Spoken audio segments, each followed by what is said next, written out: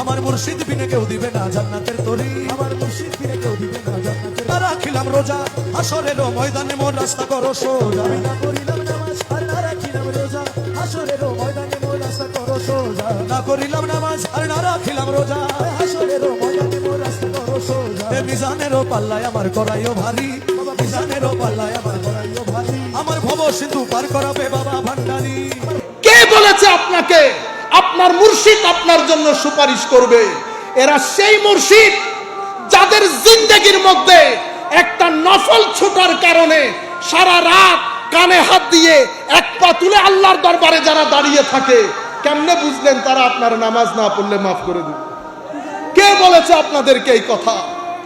যারা বছরের পর বছর মাসের পর মাস সোনার বিছানা ত্যাগ করে একাকিত্বে আল্লাহর শরণে গুম হয়ে যাওয়ার জন্য পাহাড়কে বেছে নেয়, তারা কেমনে আমার মতো বেগাইরত নামাজ পড়ে না তাদেরকে বরদাস্ত করবে? কখনো না। আপনারা ভুল তরিকত বুঝেছেন। কোন দরবার, হুজুর গৌসে মাইজবান্ডারি তো অনেক দূরের কথা, কোন দরবার কোন হক্কানি আলেম এটা কখনো বরদাস্ত করবে? আপনি ভুল বুঝেছেন, আপনি ভুল বুঝেছেন। গৌসে আজম শেখ আব্দুল কাদের জিলানী। আমাদেরও একটু সচেতন হতে হবে। যা মন চায় যেখানে, আমি কত এডিট করে করে কথা বলছি, সব কথা তো সবাইকে বলা যায় না। আপনি মাহফিলে বলে দিলেন হুজুর আব্দুল কাদের জিলানীর মুরিদ হলে আপনার আর কোনো ভয় নাই। আল্লাহর ইজ্জতের কসম, প্রথম যেই দিন এই কথা শুনেছি আমি তখন অনেক ছোট, আমি বলেছি আর যাই হোক হুজুর গৌসুল আজম এই কথা বলতে পারে না। আমার নবী যেখানে বলে নাই আমার উম্মতের জন্য কোনো ভয় নাই, পেরেশানি নাই, সেখানে হুজুর গৌসুল আজম কেমনে বলবে আমার মুরিদের কোনো ভয় নাই? পরে দেখলাম বলেছে, কিন্তু যাকে আমি মুরিদ বলেছি তাকে বলে নাই। মুরিদি আমার মুরিদ, লা তাখাফ, ভয় নাই। মুরিদকে হুজুর এটার উপরে লিখেছে আল এরাদা আল মুরিদ ওয়াল মুরাদ, এটার উপরে হুজুর পৃষ্ঠার পর পৃষ্ঠা লিখেছে মুরিদ কাকে বলে। এক কথাই যদি বলি তো মুরিদ সেই ব্যক্তির নাম যেই ব্যক্তি নিজের চাওয়া পাওয়াকে ছেড়ে দিয়ে আল্লাহর চাওয়া পাওয়ার মধ্যে নিজেকে ফানা করে পাকার স্তরে পৌঁছে গেছে, তাকে মুরিদ বলে। আমি কোন মুরিদের তালে আছি? সুতরাং বক্তা আমি নিজেকে বলছি সাবধান হও জবান ইউজ করতে, কারণ আপনার এই বক্তব্যটা রং জায়গায় নিয়ে মানুষকে বোঝানো হয়েছে, হে মানুষ দেখো এদের বক্তব্য, এদের মুরিদের বলে কোনো ভয় নাই। কেন বলছি?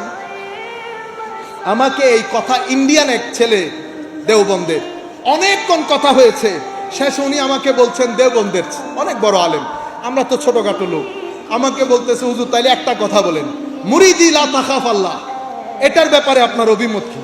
তা আমি বললাম অভিমত দেব পরে, আপনি আগে বলেন এই কথা আপনি কোথায় পড়েছেন? তো আমি শুনেছি।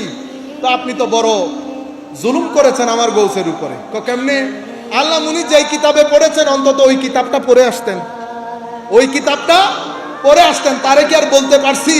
আপনি সুন্নি হলে না বলতাম সুন্নিদের পড়তে হয় না, সুন্নিদের পড়তে হয়, একদম পড়িয়েন না, কোনো দরকার নাই। কারণ আপনার আমার জন্য তো আমার নবী দাঁড়িয়ে আছেন সুপারিশ করার জন্য, নিজের নাতিকে তলোয়ারের নিচে দিয়ে দিয়েছে, আর আপনি নামাজ না পড়লে আমার নবী ওখানে দাঁড়িয়ে আছে আপনার সুপারিশের জন্য।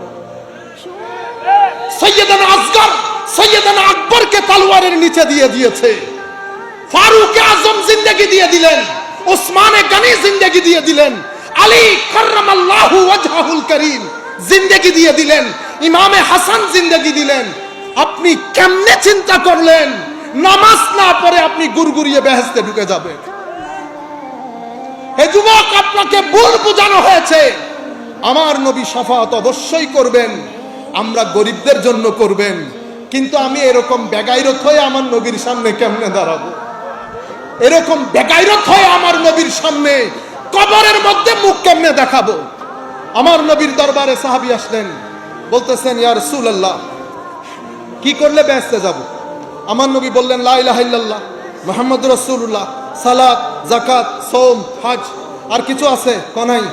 ইয়া রাসূলুল্লাহ, কথা দিলাম বেশিও করব না কমও করব না, তবে এই জিনিসটাকে ছাড়বো না। বেচারা হাসি আনন্দে দরবার থেকে চলে যাচ্ছে, আমার নবী আনন্দে দেখাচ্ছে, হে মানুষ দেখো জান্নাতি, দেখো এই জান্নাতিকে দেখো, সেই ব্যক্তি জান্নাতি।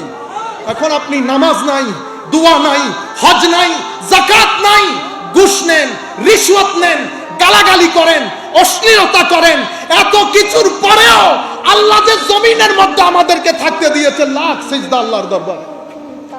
সুপারিশ, শাফাআত এত সহজ বিষয় না। যদি সহজ বিষয় হইতো ইমামে হুসাইন কারবালার প্রান্তরে যেত না।